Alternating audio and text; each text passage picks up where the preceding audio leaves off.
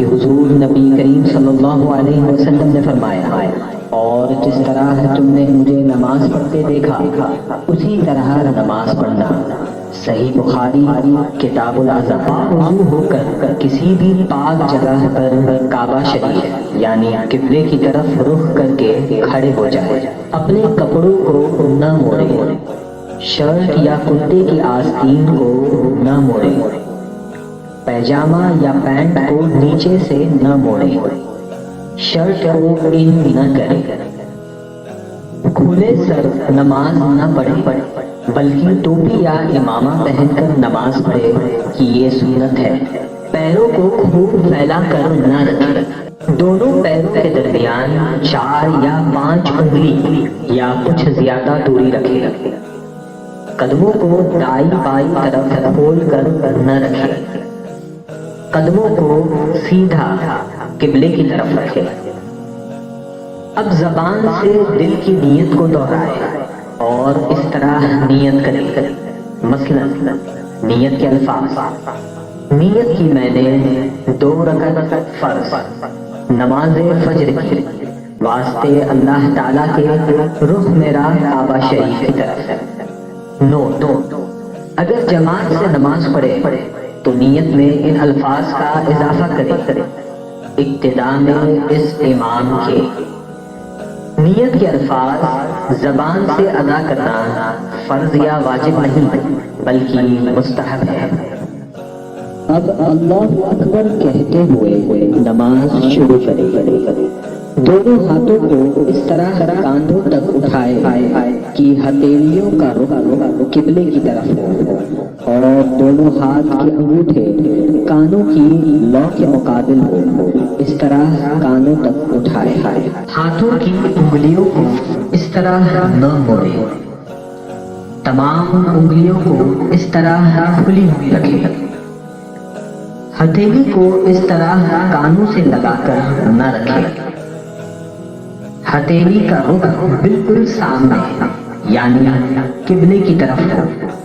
اب دونوں ہاتھوں کو ناف کے نیچے باندھ لے، انگوٹھے اور 4 انگلیوں سے اس طرح نہ پکڑے، دائیں ہاتھ کی 3 انگلیاں بائیں ہاتھ کی کلائی کے اوپر رکھے اور انگوٹھے اور چھوٹی انگلی کو کلائی کے اوپر اور نیچے رکھ کر کلائی کو پکڑے، نظر سامنے نہ رہے، نظر سجدہ گاہ کی طرف جمائے رکھے۔ اب ثنا پڑھے۔ ثنا پڑھنا سنت ہے۔ ثنا کے بعد تعوذ اور تسمیہ یعنی اعوذ باللہ من الشیطان الرجیم، بسم اللہ الرحمن الرحیم پڑھے۔ اس کے بعد سورہ فاتحہ پڑھے اور قرآن کی کوئی بھی چھوٹی سورہ یا 3 چھوٹی آیات یا 1 بڑی آیت پڑھے۔ مقتدی مذہب حنفی کا مقلد ہو تو امام کے پیچھے قرأت یعنی سورہ فاتحہ اور اس کے بعد سورہ کی تلاوت نہ کرے۔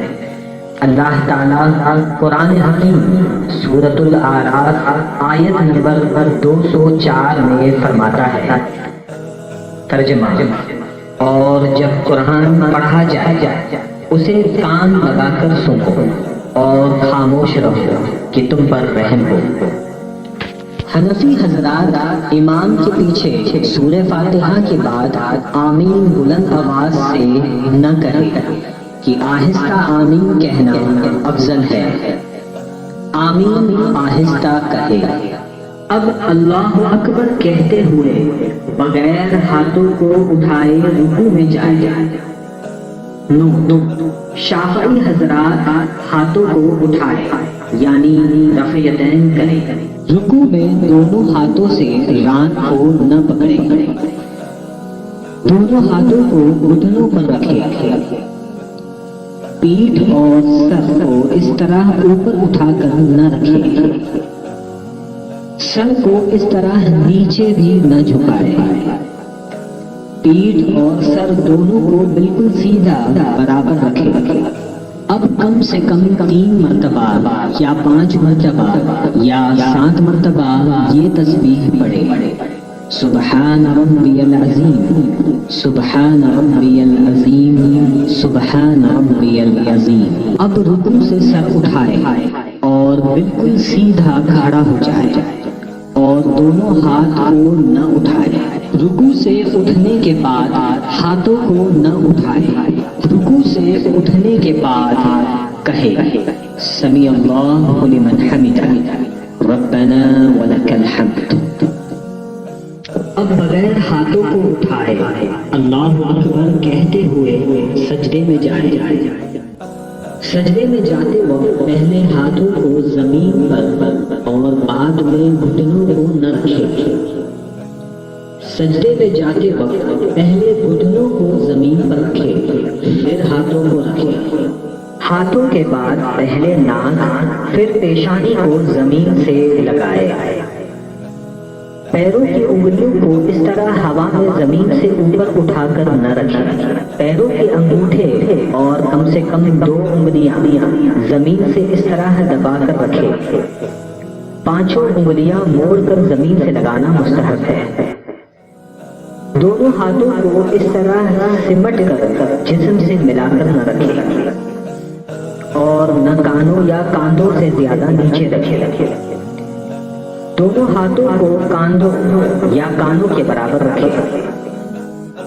دونوں پیروں کو جسم کے ساتھ اس طرح سمیٹ کے نہ رکھے۔ دونوں پیروں کو اس طرح اٹھا کر رکھے۔ اب کم سے کم 3 مرتبہ یا 5 یا 7 مرتبہ یہ تسبیح پڑھے، سبحان ربی الاعلی، سبحان ربی الاعلی، سبحان ربی الاعلی۔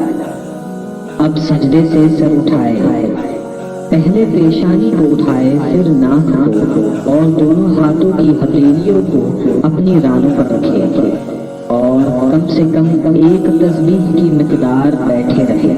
پیروں کے دونوں پنجوں کو اٹھا کر اس طرح نہ رکھے۔